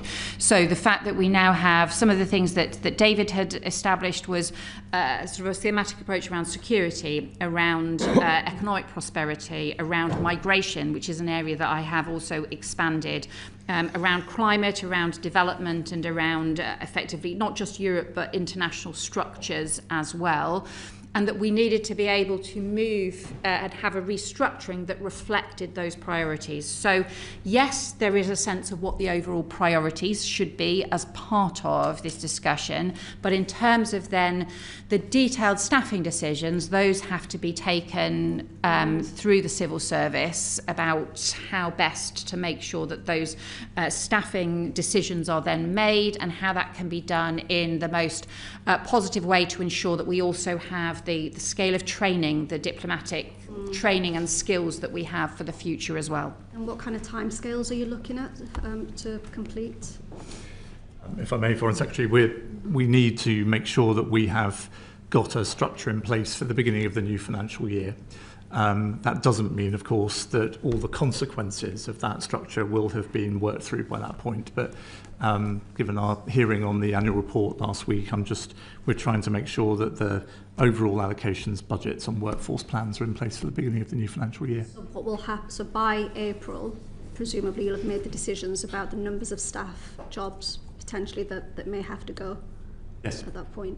Okay, do you not think that that's too soon? Can I just ask us about this reshaping? What you've told us so far is that there's a top layer which is being shrunk, and then that top layer is being asked to put forward plans for reducing their staff below them between 15 and 25%. And that does seem to me to look more like cutting a bit of salami than it is about looking at how the FCDO's reshaping reflects the priorities of the Foreign Secretary.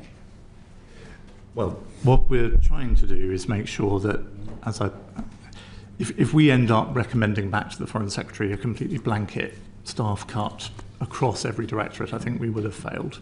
As the Foreign Secretary was saying, we're trying to take account of the thematic priorities she and the government have set the department, think about where the world has changed around us, and what I suspect we will end up with is some quite differentiated results across those different parts of the headquarters function. Okay. And there are 3 areas, for example, that I've sort of been increasing the focus, just as a for example, which is increasing the staffing around migration, because we need to do much more around the prevention work, around returns, around upstream, and also around being able to expand some of the principles that underpinned the agreement with France. We will only actually be able to tackle some of those issues if we work with other countries. Also around Sudan, we've been increasing the number of people working on Sudan because that is incredibly important. And I'm also increasing the emphasis around some of the violence against women and girls and some of the work on women and girls more widely. Of course, so this involves actually being able to try and respond to our priorities and be able to reflect that and to move staff appropriately to be able to do that. Okay. It feels like an incredibly rushed process to do all of this in 4 months. What steps will you take to ensure that you involve the union within this very tight timescale? May I answer that, Foreign Secretary? We are meeting with the departmental trade unions extremely frequently and regularly. So my HR team met with the trade union side twice last week, an hour each time. We are trying to bring them with us as far as we possibly can and genuinely value the engagement and ideas that they're bringing to those discussions. So the commitment, as I made to you last week and I want to make in front of the Foreign Secretary, is that we will engage strongly and continue to engage strongly with the trade union side, listen to their concerns. We have absolutely no desire for our colleagues to feel anything other than supported and properly dealt with through this process. Thank you. Foreign Secretary, last week we also discussed the fact that the FCDO has the highest rate of bullying, discrimination and harassment, almost double the civil service average. Why is there such a toxic culture at the FCDO? So I am concerned about that survey. Clearly it is something that that needs to be addressed. Maybe again if I could turn to Sir Ollie in terms of responding. Yeah. Well, it's as I said to the committee, I mean, any rate above 0 is not something that we're ever going to be happy with. You're right, the level reported in our people survey scores has been high relative to other civil service organisations. It still is in the results that have just been given to us, though down on the previous year. And so the most important thing I think we can do, and we're doing at pace now, is to try and, because we get information at quite a granular level about teams at headquarters, about posts overseas, is work out those areas where we seem to be improving and improving fast and make sure we're learning the lessons from that and promulgating them across the organisation. Plus, of course, taking a very close interest in those areas where bullying, harassment scores appear to be stubborn, and making sure that we're discussing why that might be with the either heads of mission or senior officers at home who are responsible for those parts of the department. And that follows on from the comments of Nick last week, where he said we're a little bit stuck on the issue of bullying. Foreign Secretary, is that really an acceptable position? No, clearly it's not, and we need to make sure that progress is made. I think it's having served in very many different government departments, and I'm not going to even count how many now in different times through the years. There is, I find the Foreign Office is distinctive because it has so many people overseas and so many different, therefore, parallel structures in terms of HR management overseas. So I think, but we need to make sure that that doesn't become a sort of an obstacle for tackling things that might be much simpler in a single department that has got a sort of single set of structures and therefore can do change programs much more swiftly in a single coordinated way. The fact that we have such a disaggregated footprint all over the world as part of the very purpose can't be a reason why we can't address issues that come through on surveys like that. Thank you. Thank you, Joe. Can we go on to British Overseas Territories, Phil? Yes, the UK government is preparing to host a major international summit next year on countering illicit finance. Foreign Secretary, what do you hope to achieve through the summit? Thank you. Yes, well, as you can see, we've set out a new strategy on tackling illicit finance, which is a cross-government strategy as well, and I think highlights the issues that we have been raising, that certainly that my predecessor, that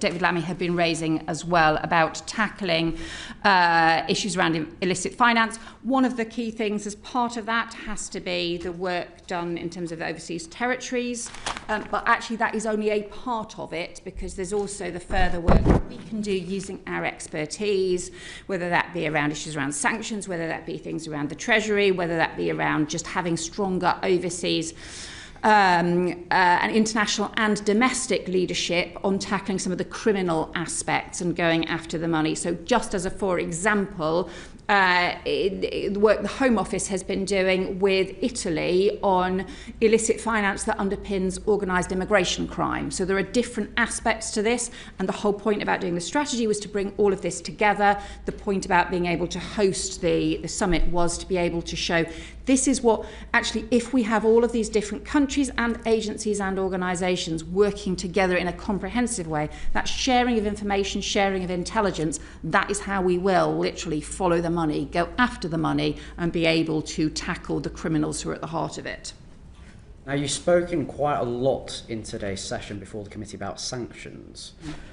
What moral authority will the UK government have to convene an international countering illicit finances summit if our own overseas territories fail to tackle the offshore financial secrecy which allows the likes of Putin's cronies to clean and stash their corrupt proceeds offshore? So I'd say two things. First of all, we do expect greater progress from the overseas territories. We are insisting on it, and I raised it in the Joint Ministerial Council with them recently. Some of them have made substantial progress, others have been slower, and our anti-corruption champion, Baroness Hodge, has been visiting some of those in order to hasten progress as well. I would though just say, I think in terms of the application of sanctions, some of the overseas territories have done some excellent work in terms of the application of sanctions, and that has had a significant impact, especially on some of the sort of Russian shadow fleet issues, given the maritime focus of some of those countries as well. Thank you. One more question. You're right, good, because we're running out of time. Thank you. Gibraltar, do you want to ask the questions? Thank you. Foreign Secretary, has the government received a copy of the McGrail inquiry report? I understand that we do have information on it. I have not yet seen the details of it. Do you know if it was the full report or a redacted version of it? I don't know the answer to that. We are looking forward to publication of the inquiry's report, but we see this primarily as a matter for the government for Gibraltar. We see it as a matter for us to oversee, and we would like to see it too, please. And if you aren't able to give us full details, we will want to know. Yeah. I wonder if the government has any view on the potential for the First Minister using the powers that he passed last year to only provide a redacted version of that report to the public. So I understand the point the committee is making here. This is something that Stephen Doughty has been dealing with in the department, and I understand the concerns for transparency that you are raising. My expectation would be that there will be a publication, but I will pursue this issue and get back to you. In terms of the EU-UK Yes. Gibraltar Treaty, when can this committee expect to see the text of that? We hope to be able to do so as swiftly as possible. The political agreement obviously was reached, but we have not, I think, not yet ready to be able to publish the full treaty. That will be published and will go before the House in due course. There'll be plenty of opportunities to scrutinise the treaty. As in, the government will commit to allowing time in the chamber to debate the treaty? There will be the normal processes around the treaties, which does include scrutiny in the chamber. It will include discussions, and I also, obviously, it will be your prerogative to be able to ask questions and to scrutinise the committee from the point of view of the subcommittee as well. The normal process at the moment is that we have weekly urgent questions on Chagos in order to be able to do so, because proper time hasn't been allowed to scrutinise the treaty. So I'm wondering whether or not the government wants to commit to allowing time to scrutinise the EU-UK Gibraltar Treaty.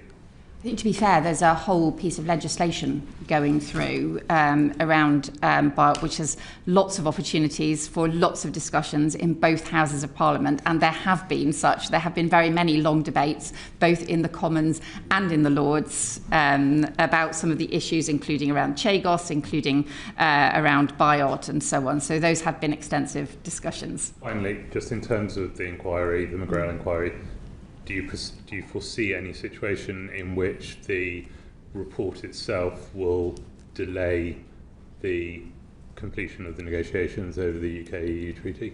I would not expect that, and certainly wouldn't want to see that at all. This is been an ongoing negotiation on the details, where a political agreement has already been reached and signed up to by the government of Gibraltar, by UK and Spanish governments, and it's really important that that is taken forward as rapidly as possible.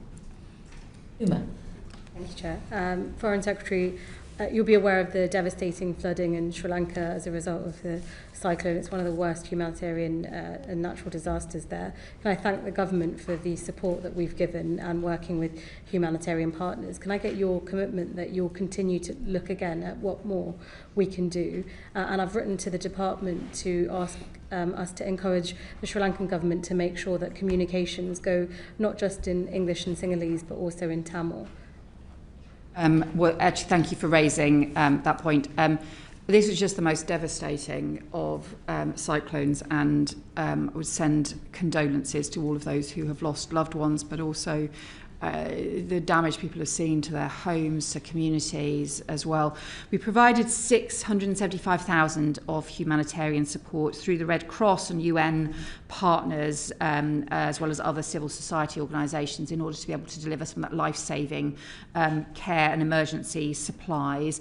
We'll also continue to be in close contact with the Sri Lankan authorities on this, and I will also ensure that Seema Malhotra, Minister who covers this, will also pursue the issue around the language access as well for information. Thank you. Turning to another matter in Sri Lanka, Foreign Secretary, when your predecessor appeared before the committee in November 24 and again in July 25, I asked him about justice for the Tamil community. An investigation by the Office of High Commissioner for Human Rights at the UN found that there were reasonable grounds to believe that Sri Lankan forces committed war crimes and crimes against humanity, including torture, sexual violence, and forced disappearances. The list goes on, and this is against the civilian population. It's been 15 years since the war's end, and there's not been a special court or any criminal investigations into those war crimes, crimes against humanity or genocide. The victims, their families, the survivors, no one's been listened to. Given that the Sri Lankan state has failed to prosecute the perpetrators of war crimes, they won't ratify the Rome Statute of the ICC, and there's a lack of political will. Will the UK continue to push the Sri Lankan government to make sure that there is justice and accountability for Tamils? Yeah. So obviously, as you say, this is a deep, long-standing and troubling issue. We do continue to encourage the Sri Lankan government to recognise the legitimate concerns around the need for truth and reconciliation here, and to properly recognise and address some of those long-standing serious problems and grievances as well. So we will continue to raise this. We have also pressed the Sri Lankan government to take transformation action and sustained action in terms of improving human rights, and I think, as you'll probably know, that we had sanctions, I think, 4 individuals back in March, I think, of this year as well on those grounds. So we see this as an issue moving forward as well. I welcome that, and if you're looking at further sanctions as a package, please do consider some of the other individuals that have been put forward too. There's one last question, and that's this. Your predecessor agreed that Lord Mandelson, as a political appointment to the role of UK ambassador to the US, would appear before the committee to face questions on the suitability of the role. And in the 7 months that he was in post, although we did ask many times, that session never took place. So will you commit to the committee that we will be given the opportunity to question politically appointed ambassadors from now on? So I think what you would probably understand is for us to do hearings and so on while there is a political process or while there is an appointment process underway would, I think, obviously be very difficult. Yeah, but we do want ambassadors, including political appointment ambassadors, to be able to give evidence to the committee where it is appropriate to do so. So I can say that yes, we will facilitate that.